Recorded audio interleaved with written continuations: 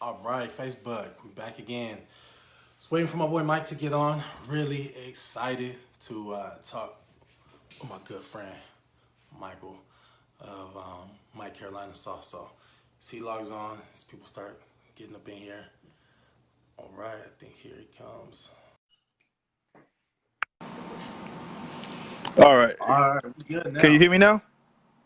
Oh, Yep. perfect, man. What's up, babe? I'm sorry about that. I got family in town, and I didn't forget, but I just knew I could make it happen. And of course, they had me running around doing extra stuff, man. What's up, man? Thank you for inviting me, bro. Bro, I mean, honestly, I'm doing this first and foremost for me.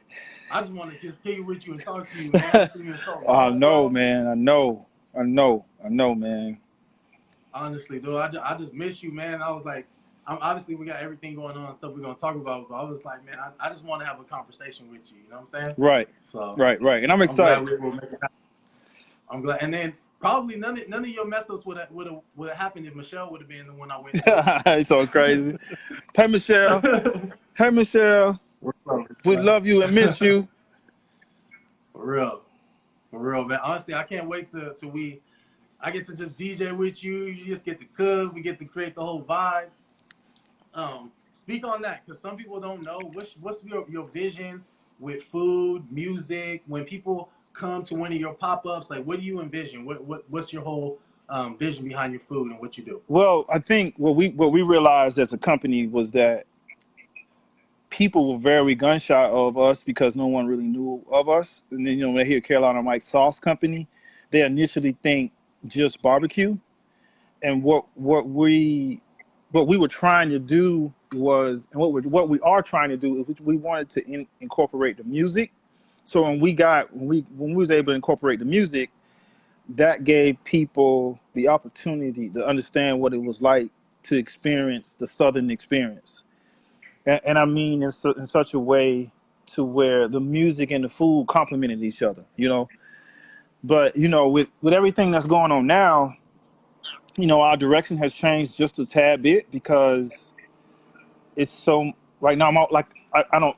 I think I saw on a post where you kind of like gave people a little information. My wife is white, and with all this going on, like things that I was supposed to do, I had to kind of like stop because she was just afraid. You know what I mean? And What do you mean by that? Like so what was she afraid of? Was she well, you see, it's, is it's it so it's funny, man. It's not really funny, but you and I can joke Mhm. about it because of who we are and our color.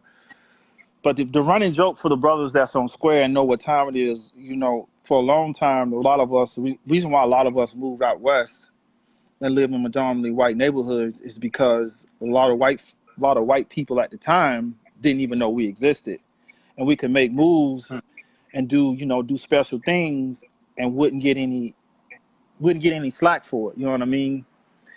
Okay. And I look at all these people popping up. So now that the attention has kind of like become more focused on us as a threat or or as someone that is considered dangerous, that changes our perspective. Like now, I think, to be honest with you, this whole thing with the Floyd situation has probably set the black man back probably another 50 years Hmm. because of the underlying fear that people have of of us, just us. Yeah. So the new perspective now is that we may have to do at least for the next year, we're gonna have to do private parties. So so so like you said, you acknowledge the fact that people are afraid of us, Right, black right. people. Do you feel that your food takes down that fear? Oh God, yeah, God, yeah, yeah, Right? yeah. And that's what I don't think some white people understand is that as black people, we have to come forward first with the value that we bring to show them that we're not a threat. And so what you do is you let them know that you got good food, but it's not just the food.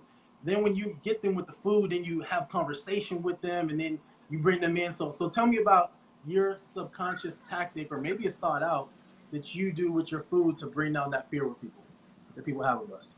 Well, you know what? I think the initial idea was to to not let it be what we're doing now, meaning uh, saying too much frightens people, saying not enough frightens people, Mhm. but Yep. creating dishes and food that people are familiar with, and then when they taste it, but it's nothing like they thought it would be, and then they can Mhm. taste the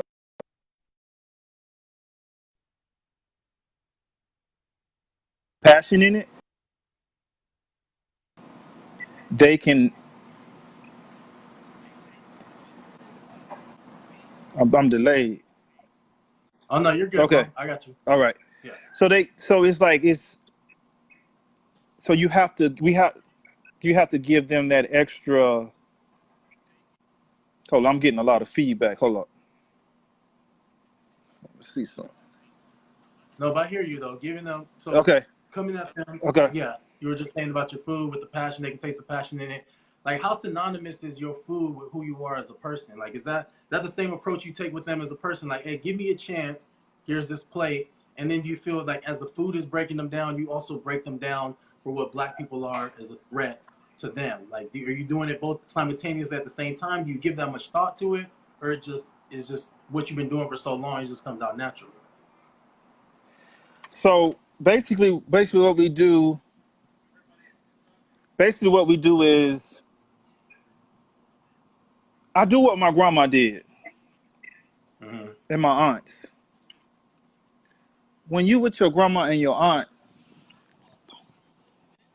when we with your grandma and your aunt, you ain't black. You just a family and they love you. Okay. So we trying to take that, give them that same effect. So the whole time we Mm-hmm. together, we not talking about black issues. We just living. Yeah. Yeah. So that's what the food is. It's just reminding people that. Let me see what I'm trying to say. Reminding people that it's not black or white. We just eating, and it's just food. So you tearing down the walls that were created to keep us separated. So Yeah. it's a very undertone, hidden message in it without saying it. Mm-hmm. And I think the reason why I feel like what's happening now has set us back as black men in this country is because a lot of us that are intelligent enough, we know we are humans and that we not identified by our blackness, but everybody outside our world does it. Mm-hmm. So now is I have to have, we're gonna have to have uncomfortable conversations with people who don't want to talk about it and who don't want to deal with it. So, Yeah. so and that's stressful for people Mm-hmm. because people don't want to be reminded of it, Yeah. and it's uncomfortable. And when somebody go out to a festival or a brewery, they don't want to talk about what they saw on their phones that's probably got them down anyway. So I don't want to do that, Mm-hmm. and we don't want to do Yeah. that as a company. Mm-hmm. So I think what I found out on my feed was I found out on my feed was is what a lot of my people are split. A lot of people we wait on are split down the middle. In what sense? Like, Like some people as far as supporting? support the Floyd, some people don't. Some people Mm-hmm. believe that the the violence that's been going on in the protests were done by people who deal with Black Life Matters. And then you get Mm-hmm. information and you find out that the people that came in the peaceful protest, they were there when the sun was up and they left. And Yeah. then the people who who did unfortunate things and hurt our community Yeah. and burned down buildings and stuff like that. Now, by us being black, we're associated with that damage. Yeah, no, it's definitely true. I've tried to make that distinction to people often that protesters, antagonists, arsonists, looters, and rioters, they're not all the same thing. They're not synonymous. Like some people are going there for a cause, other people are going there for an opportunity for chaos. You know, some people are going there for the clout. They want to get Instagram views or they want to feel like they're a part of something because they've been in quarantine for so long and have no purpose. And then there's other people that are actually there for the cause. So there's definitely a distinction, but people are wrapping it all up as one. Uh, so that's part of how you feel. Like you feel like that's setting us back and even making your job difficult. Because I even struggle with at one point, you know, just even profile, giving a preview and like, hey, I'm gonna have my boy Mike on here, black business owner. I kind of even struggle with that because I don't even want to just be identified as a black business guy because I'm a DJ, or you be identified as a black man because you're a business owner. But even that identification, though it's positive, you feel in some way it sets us back, though, right? Yeah, because I think the reason why is the reason why you and I connected is because of our energy. Okay, Mm-hmm. and the Yep. young man that was speaking on energy, he got gunned down in front of his shop in L.A. Hmm. And you got to Yeah. understand, he was talking energy, Yep. He was. and people don't Nipsey Hussle. understand it's an energy that makes us connected. Yeah, it does. And And that's powerful if you even say that, because even right now, I'm feeling your energy, and we're not even in the same physical space. You feel me? and and and that is the beautiful thing about even when you're thinking about just things from a spiritual standpoint. Some people are so upset because they can't gather in a place of worship or they can't do this. Like it's all energy. It's like energy connects with like energy. And you're right. As a black person, I don't want to be judged by the fact that I don't want to be prefaced with the fact that yes, I'm black, therefore give them an opportunity or therefore don't give them an opportunity. Like, do you rock with me or not because of the substance that I bring? Do you like my food or not because of the way it tastes and the energy that you feel behind let me it? tell you, when I went out to Target Mm-hmm. when COVID was kind of we was kind of getting kind of free and everything was opening up, people were so much nicer to me, right? Oh yeah, Because we were so buttoned up, and it was just so good to see other people, right? Now, when I go out, yeah, yeah. it's changed. I know it has changed quickly. It has. It's changed. Yep, it has. So So what's changed? Like speak on that. How what's the difference? What's the difference our now? cell Speak on phones, we hold these phones too long, man, because you see all this stuff that they doing, man, and all this stuff is happening, and like I feel like I'm back home in the South, like in the '80s. it, man. And that's interesting you say that because I'm born and raised out here in Southern California. And we always think, I say we because a lot of Southern Californians out here think we're more progressive, more advanced, more evolved as human beings. But speak on that, like how similar now what you're experiencing is similar to what you grew up with in the 80s in the South. Mm. So here's the thing: people have family members that's in law enforcement, right? Mm-hmm. I Yep. have an uncle that raised me, that's deputy sheriff, right? And he raised me with the best love I possibly could ever imagine, right? So the way this world right now works is we have to pick a side, and it's making people uncomfortable. Yeah. And in that uncomfortableness, the first thing we're gonna do is go to what we love. Mm-hmm. I'm talking about as individuals. So me personally, I love my uncle, but right is Mm-hmm. right in my mind. Like my right is not the same right to somebody else's, right? Okay. So the fear that's coming on right now is people feel like they have to pick a side. Yeah. And it's not a side, it's just a sadness. It's a sadness in a sense to where people don't think they can love their uncle that's an officer Mm. and Yep. love their friend that may be of a different shade. Yeah. And then when you see their friends around them, you see their family and their friends around them, and these are people that they hang out with, these are people they build relationships with. They don't want to lose that circle of friends, so they stay with those circles of friends. So that's, Mm. bro, that's hard. That's not easy. Yeah. Yep. And the only reason why we're able to keep going is because God's touched us in a different way. We understand how important it is. So is that what you speak about then when you mention that your wife is somewhat afraid, of you doing what you're doing, um, and obviously race being such a huge tension, and people can't avoid the fact that like, oh, she's married to a black man, even though when maybe 6 months ago it wouldn't have been such an emphasis. Mm. You know what I'm saying? But now it is like, talk to me about how you're loving her through that, leading her through that, coming alongside her through all of that right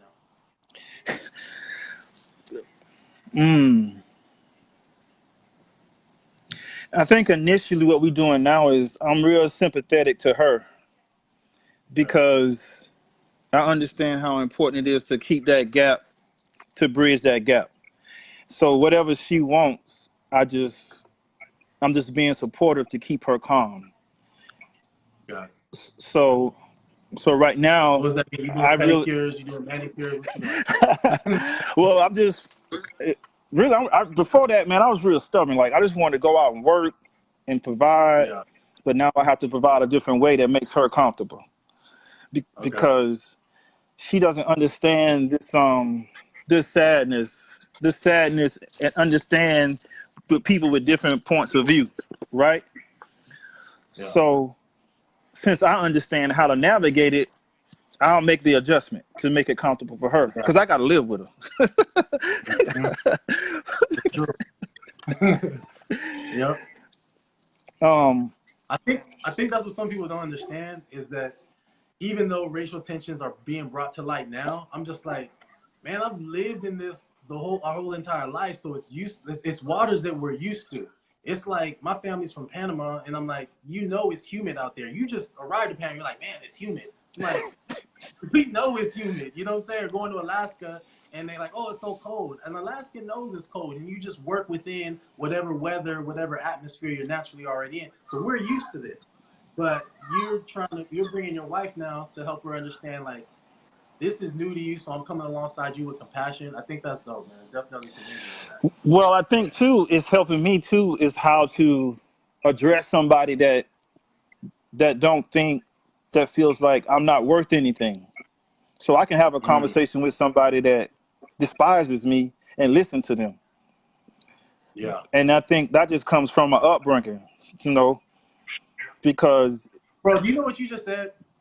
If you don't understand, you're able to have a conversation with somebody who despises you, and you're able to listen to them. yeah, you got to. Because it's a lot of people, when I was up in North County, not a lot, but a few just wouldn't eat with me because of how I looked. But guess what? How long ago are you talking about? Are you talking about 1960s, 19? No, Like, I'm what are you talking talking about? about 2014, 2014. But guess what? They became my best customers. Why is that? Why is that? I mean, I know your greens are delicious. You know I talk about them. Greens, them greens will change the racist life for sure. No, you know what it was? I understood where they was coming from. I understood their There you fear go. Yep. because the fear is what promotes all of this. Mm-hmm. And our commander in chief right now, he stirred the pot, Hmm. and people, and when he started stirring it, this is how I grew up. So I knew how to maneuver to it. And Yeah. something that we learned at home, um, something we learned at home was we learned how to be quiet first and still and listen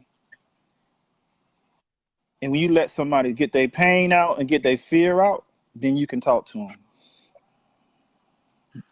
That takes a lot of that takes you putting aside your ego.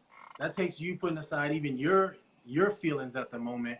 And for anybody listening, if you got questions for me or Mike particularly, feel free to write them in there. We'll get to them.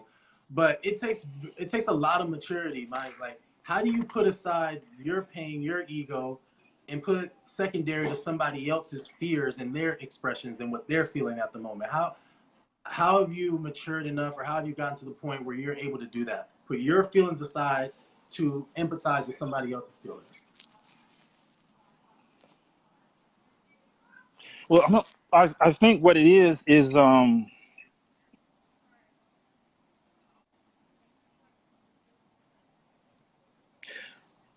I got it. So I think the reason why I'm able to do it so good is because I got involved in self help, and Mm, self help made me real selfish. Selfish in the sense to where I was responsible for my actions and my things. Like if I was giving off bad energy, I got bad yep. for it. But it was challenging because you had to get into and deal with the issues that you needed to fix. And Yeah. fixing yourself and not blaming the devil or somebody else, that's challenging. Hmm. So what that did over the last, say, my daughters are 21, Monica went 21. So I think I had to be about, the girls had to be about 6 when I got into it and studying, and I just wouldn't stop because when I got my daughters, they my daughters helped me understand how it had helped me understand how important it was to feel better about myself as a person, and that's why I moved out here to San Diego. So I've been studying it personally for a long time, and that's the reason why I'm able to take information that my wife gives me, sit on my behind and hush, and just Yeah. be quiet. So Yeah. I think a lot of it is it's not about being right. It's about understanding the person in front of you. And I'm not saying that everybody should take my advice literally. I'm just telling you this is what I had to do to be where I'm at. Yeah, and that's why I'm asking you, because honestly, you're able to navigate through what a lot of people are having a hard time navigating through, even myself. And like you say, your wife is having a hard time navigating through this. And part of why you're saying this, because I asked you, like, how is it that you're able to help her? How is it you're able to put aside your own feelings and help somebody else in theirs? And you're saying because you began to work first within yourself before you try to blame other people for why you're in your situation or why they should be responsible for your pain. You look within first. That's powerful. I love that. And see, and you I got to love that. understand too, this country was built.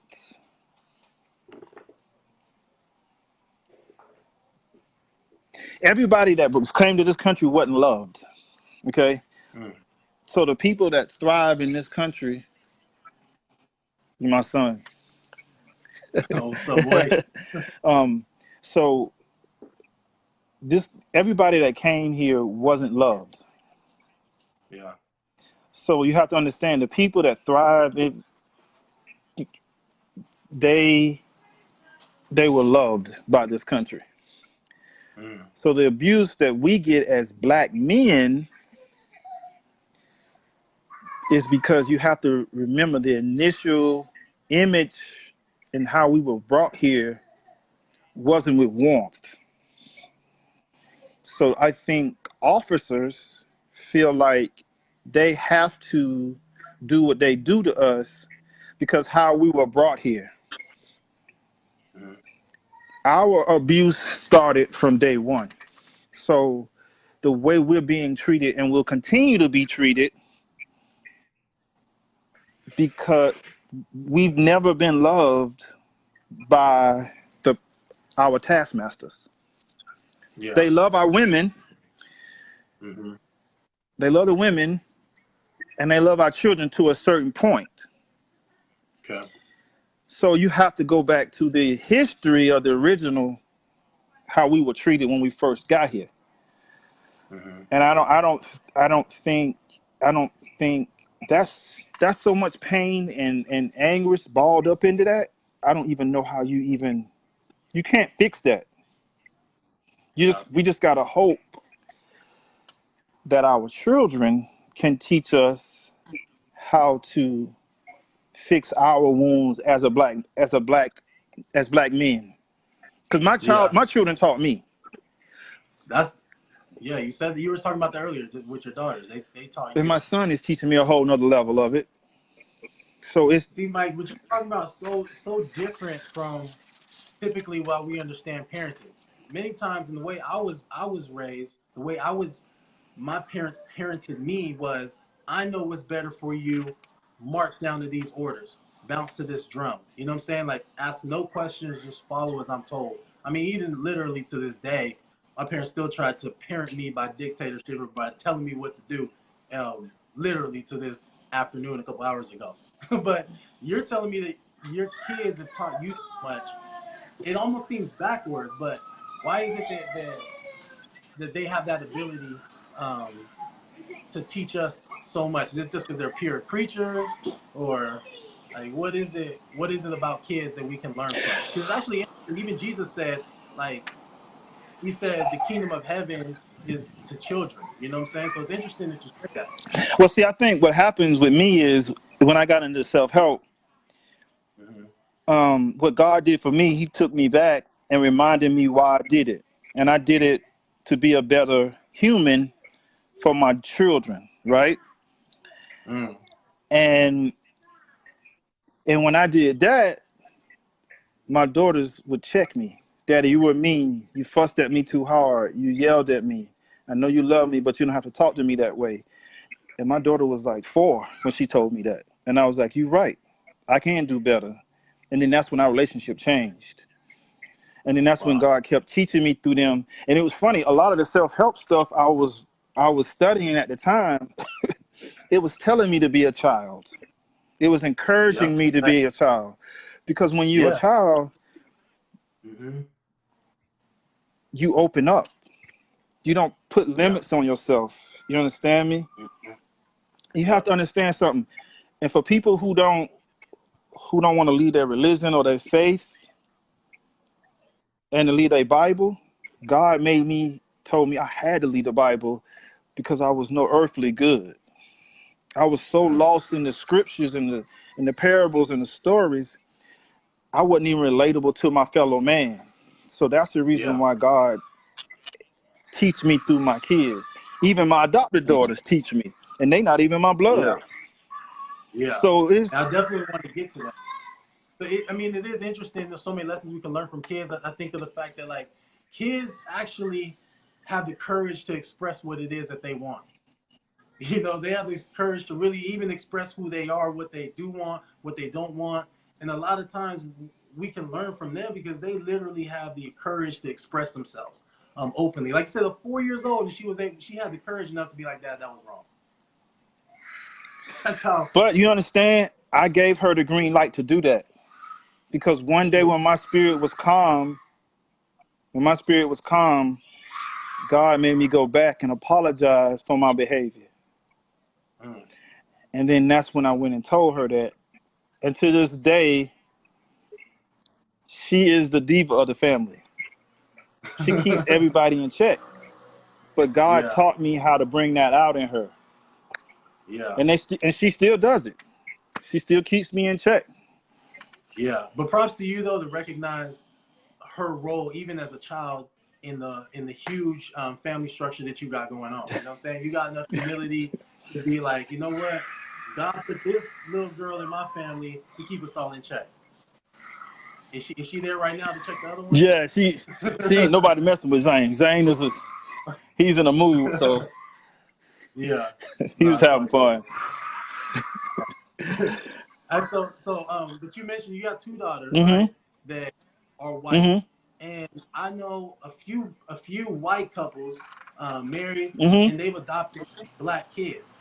And I mean, there's challenges. I know some black people that think that no white person should adopt all black kids, but how has that been for you? You're I mean, you got two daughters, like I said. One's how one's like 14, and then the other one's like 8 Yeah, or something so like that. it's that's Lily and Maya. Lily is 16 now. Yeah. Maya's 8. Okay. Yep. So I had to take. I'm laughing because I had to take a year of counseling be, to learn how to reparent. Yeah. So I went to sit down in front of on the couch with the shrink, and he Mm-hmm. told me I couldn't raise my kids like I raised my daughters Hmm. because um so basically what happened? Let me see what happened. Michelle said Maya, that's my girl. Yeah. Yeah. Maya's there at every event we do together. Maya's there. She's always there. But yeah, We go ahead. what I had to learn from the council was that my girls that I adopted, Lily and Maya had lived on the street. Lily had been on the street for 8 years. Um, Maya had been on the street for the first 2 years of her life. So they had very much fight or flight reactions to everything, and I couldn't be as firm. I had to be loving. Okay. So it took me about a year to learn how to reparent. Mm-hmm. And and you know what? They had a very privileged attitude. Yeah. Like uh, I want lemonade. I want my lemonade, but I don't want no pump in it. I don't want no little flakes in it. Yeah. Yeah. Don't put that much sugar. Like, who is you, girl? No, Yeah. you don't act like that. So I had to remind them that they had to come down and be more respectful. Like I had to Yeah. remind them to say thank you and be kind. So at first it was just hard because man, y'all lived on the street, didn't have a place to stay, and they had all these rules, like things you had to do to make them to please them. And I was like, no, you got to be thankful. And I had to teach them that, and now they know that. But so, and it was funny because I was like, man, these white kids something else. But I loved them, and they knew I loved Yeah. them. Yeah. And then God taught me how to be firm. You know, God taught Yeah. me how to firm up and love them, and now they know that. Um, Yeah. so that's it's been fun. It's been great. Uh, but that was fun. It was fun. I think you spoke on it for sure. It doesn't matter what race, color, ethnicity, it doesn't matter where you're from in this world. We all have a universal need, and that's to know that we're loved. So giving our kids love first and foremost is the first rule. And Natalie asked a question that I'd love to hear your thoughts on this too, because I got a 12-year-old daughter that's about to turn 13. Natalie said that she's about to have the quote talk with her kids, and she's hesitant to plant that seed in their minds and want to focus on and want to be in a sin. She says that's the root, right? She says, now, am I doing a disservice by not prepping them outside of teaching them diverse history? What do you recommend?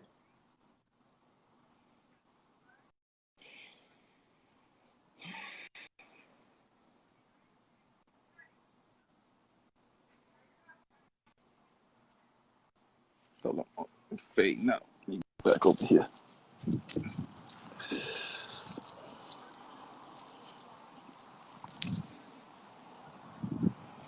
I think the way you teach your kids history is you show them the human in a person, and when you teach them that way from that standpoint, they can talk on us. A child can speak on an individual, and it doesn't necessarily have to be race related. So she gets to choose the information she gives to her, but she reminds her is that say it from a human standpoint. It's almost like the way you teach them is like if if if if your child was telling an alien that didn't have the concept of what it was to be a human, she would just tell it from a human standpoint. It doesn't have to be diverse. It doesn't have to be black or white. You could separate it. You have to understand the word race, I believe, came out in 19 the 1900s. Okay. It's not important. It's just our system made it important, so we all think it's important. Yeah. We're humans. You understand me? It was funny. My daughters was 5 years old. The twins were 5 years old before they knew what races there were. Hmm. They thought they were Spanish Hmm. because at the time we lived in the South, and our neighbor thought my ex-wife at the time was Spanish, but she was Filipino. And my Hmm. daughters came back to me and said, "Hey, Dad, are we Mexican?"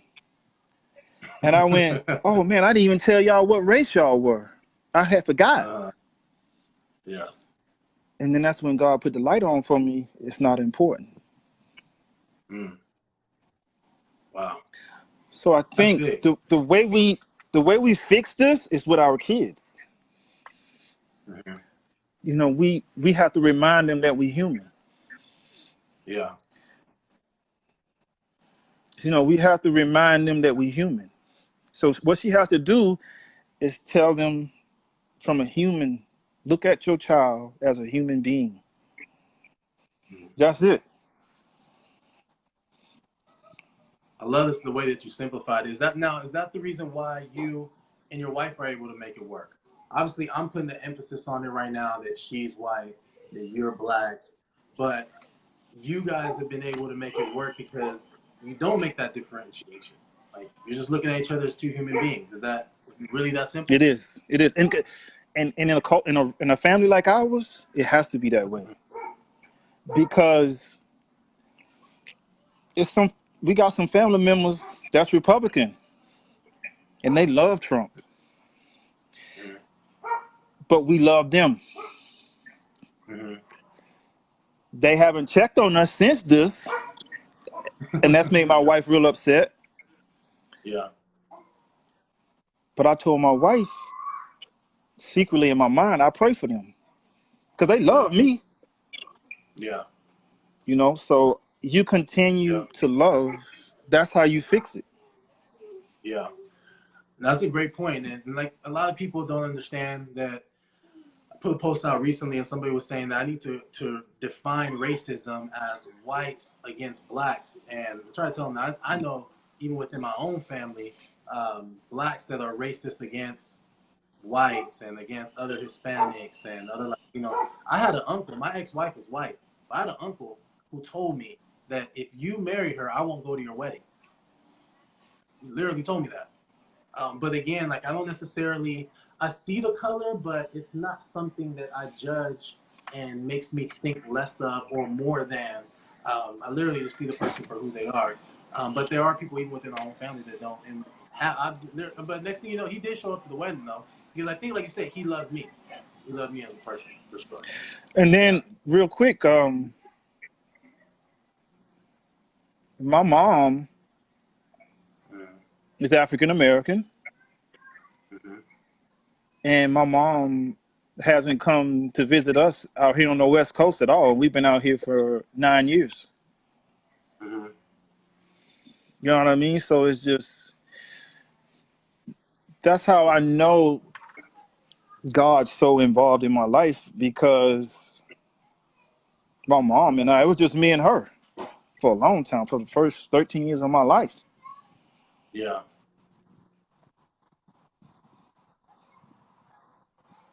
So you Man, understand that I do. that racial issue and divide has made me an outcast within the small circle of family that I have left, blood family, when it comes to me and my mom's relationship. Mm-hmm. So when God put in my spirit about being a human and just loving, I have to hold Right. tight on that. Love it. Now, speak to that, holding to the fact that, I mean, you're saying God put in your spirit to just look at people as human beings and love. How do you do that for people that have wronged you? Are you able to do that because you've never been wronged by anybody opposite of your race, or you've never been hurt by somebody because they see you as a black man? Like, let people know that it's possible to do, or no, I don't want to speak for you, but how, like, how is it that you've been able to come to that sort of simplicity of it despite hurt in your life?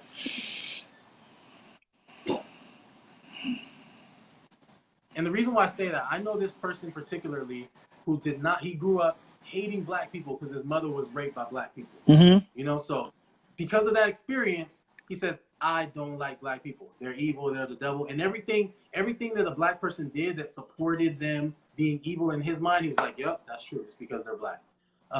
So how is it that though injustices have been done to you, against you, how is it you're still able to look and just be like, you know what, they're human. I'm going to love them anyway. Because the person that hates me or does an injustice to me, I see a little bit of myself in them. And that's the reason why you get into self-help, because you can see their pain. And since you survived your own pain, you can survive their pain.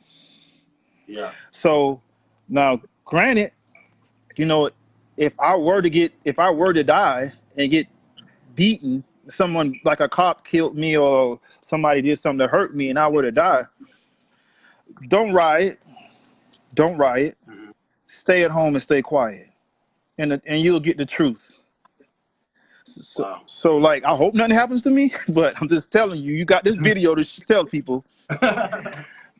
Mm-mm. Don't riot, stay at home and be quiet. I love that, bro, because it is true. If we want to heal the world, it's not about going out and changing the world. First, you need to begin and heal yourself, is what you're saying. Now, when you are a vessel that's healed, now you can begin to love and heal those who are around you and guide through love and through in a healthy way, being able to guide those who are. So understand me. So when somebody came up against me to hurt me or did some type of form of injustice to me, I saw myself in them. That's big. And I love that. And that's scary. Yeah. Because you got somebody in front of you cussing at you or snitching you out to your balls, cut you off on the freeway. I can see that action. I can see myself doing that to myself. And that's the reason why I got there. Because I didn't feel like I was worth anything, so I deserved that pain. Mm-hmm. Yeah. So that's what you have to also remember too, because as black men, we don't know our value. So this is why this is happening to us. Yeah. But the reason why God chose Floyd as an example, because of his children, because of his brother. They came out and asked people to stop rioting. They now you get to know an extension of him. Mm-hmm.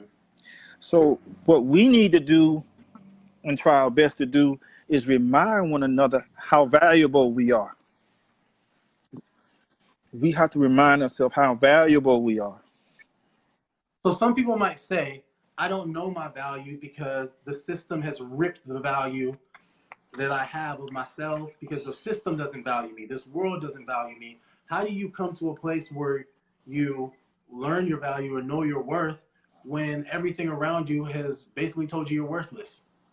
From even to the point where my life doesn't matter, therefore I'm saying Black Lives Matter because I'm black, so therefore that's I'm worth easy. less than anybody else.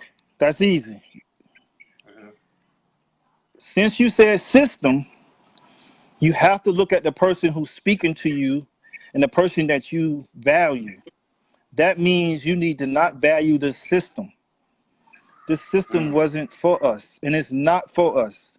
It's not built for us. It's not ours. Remember what I initially said.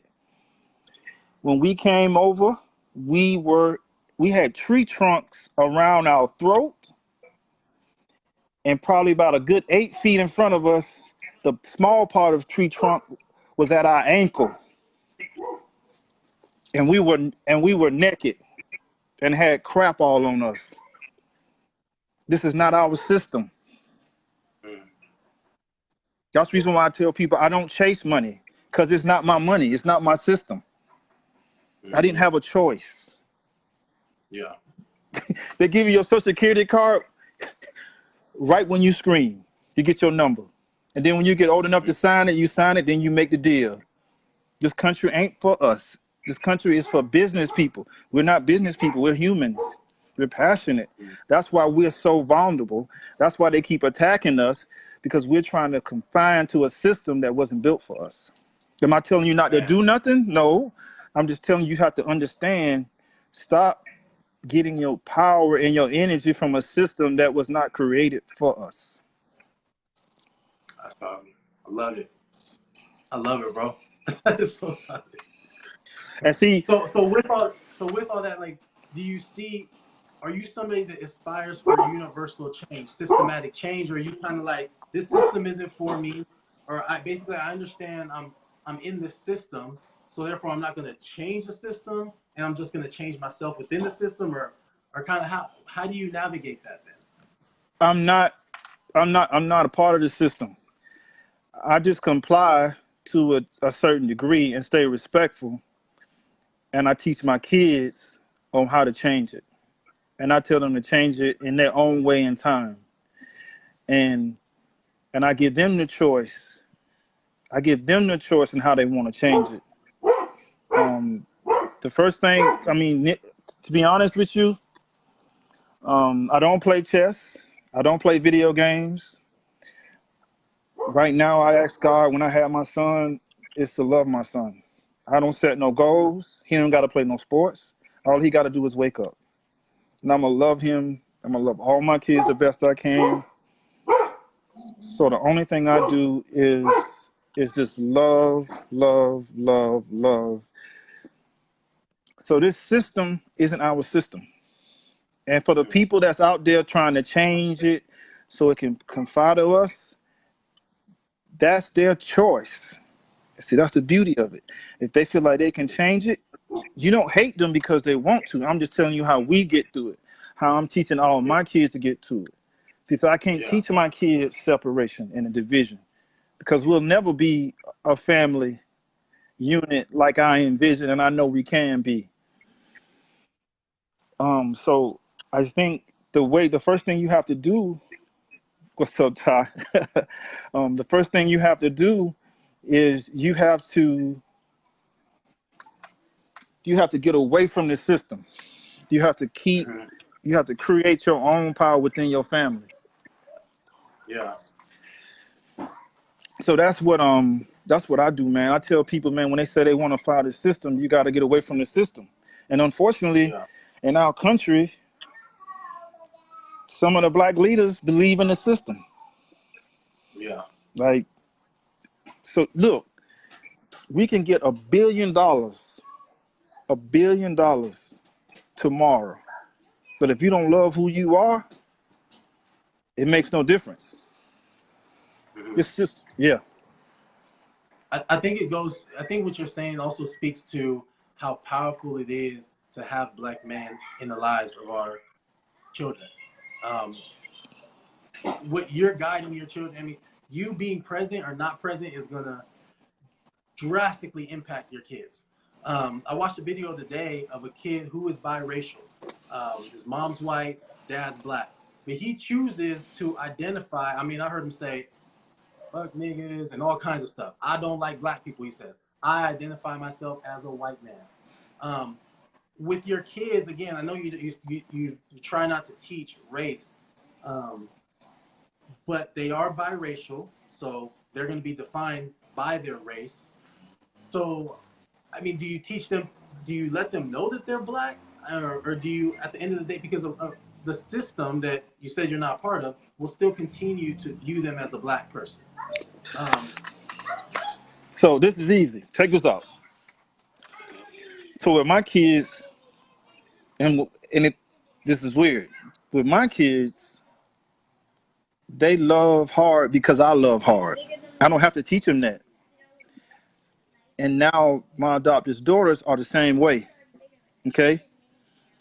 yeah. When the issue comes up and they get viewed something different, then I can teach them and I can talk to them and walk them through it and help them understand why the system was built.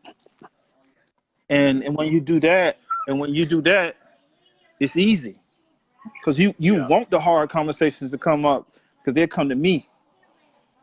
And since I have a relationship with them, I can explain it to them in such a way that they get it. Yeah. and they can walk away with the knowledge, knowing their value. But every time I Yeah. hug my son, every time I hold my son, we take baths together, Mhm. I send so much love to him. To it's scary. It's scary. You know what I mean? And I anoint him daily with love. Yeah. Yeah. So if someone ever made my son or any of my kids uncomfortable about their skin, the first thing I'm gonna ask them, who told them that? And I want them to deal with the person that told them that and the friend, because I'll tell them 9 out of 10 that friend likes you, but they don't understand who you are and they're trying to get to know you. Hmm.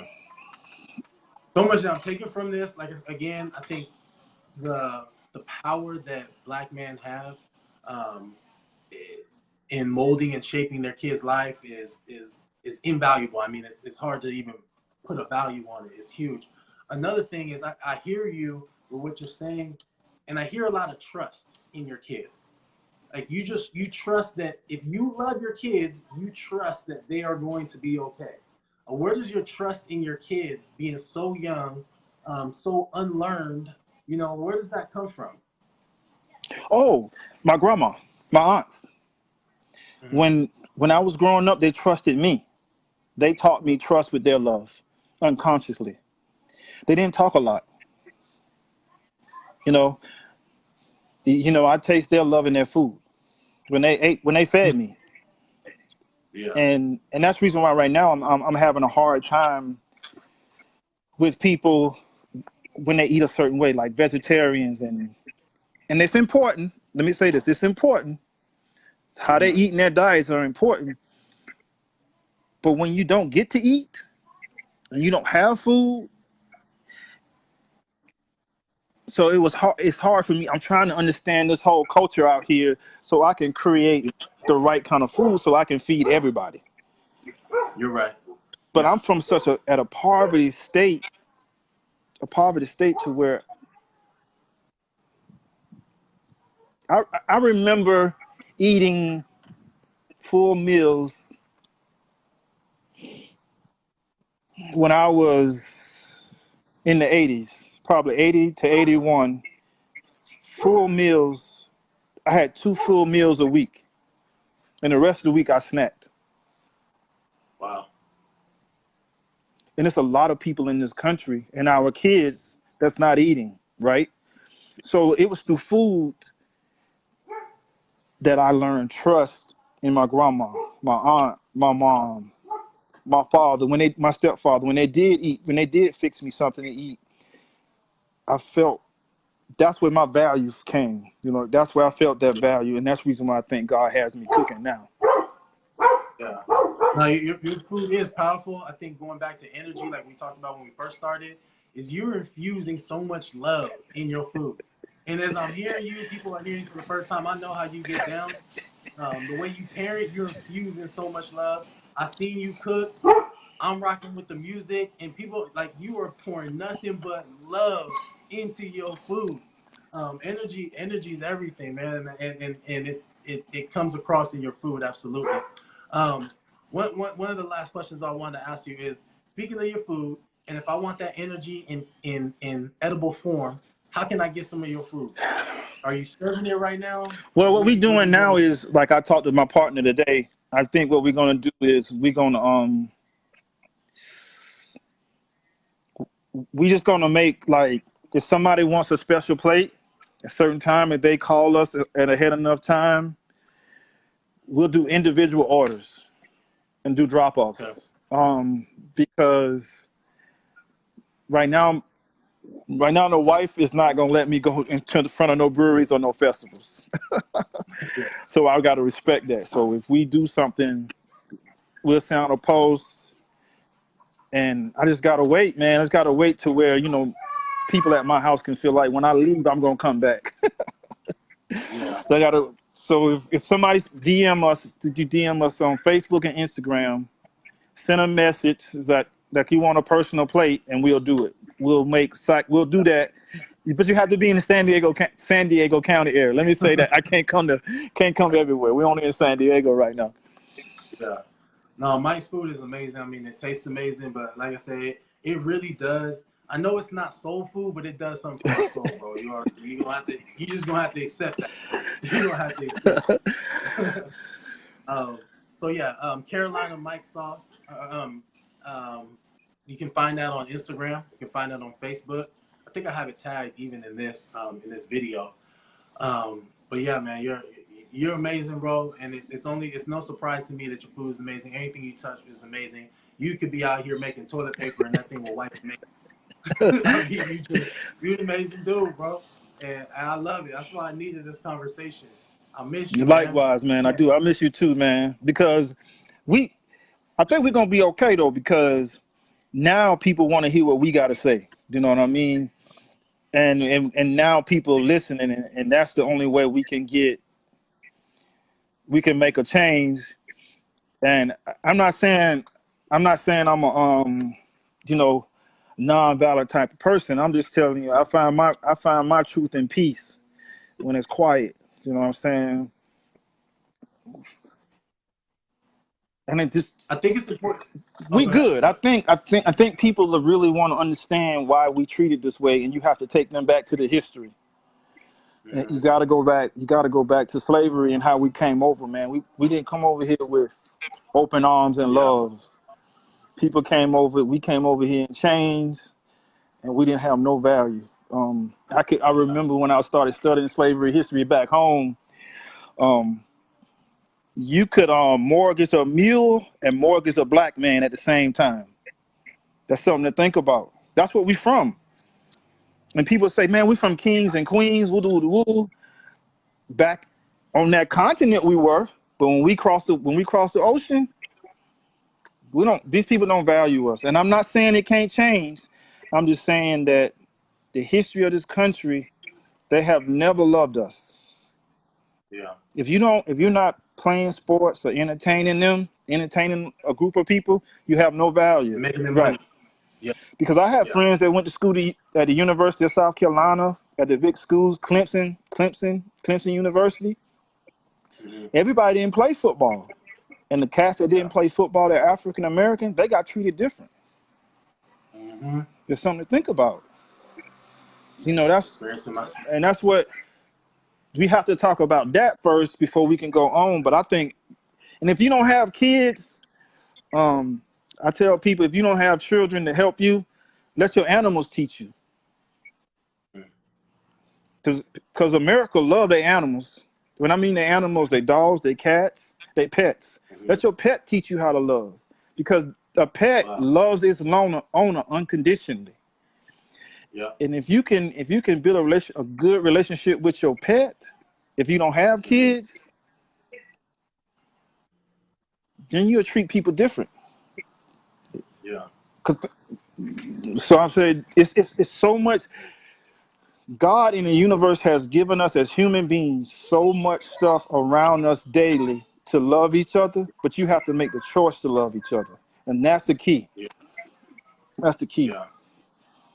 I think even before that, I feel like the key is where you said that you started to deal with yourself first. You know, you started to accept yourself for who you are and love yourself. And then it wasn't until you did that that you're able now to even express everything that you're expressing. Your love first for yourself had to happen. Now you're able to love and learn from your kids, love and learn from the animals, love and learn from everything that God has placed around us. You see love everywhere. You learn everywhere from everything. This dude making greens and you're learning from the greens that you mentioned. Yeah, awesome, man. Hey, well, I appreciate you, Mike. We're gonna, we can hit me up whenever we need to connect. I cannot wait, bro, till Me we too, man. We get back gonna do on the something. picture. I feel good Yeah, about it, man.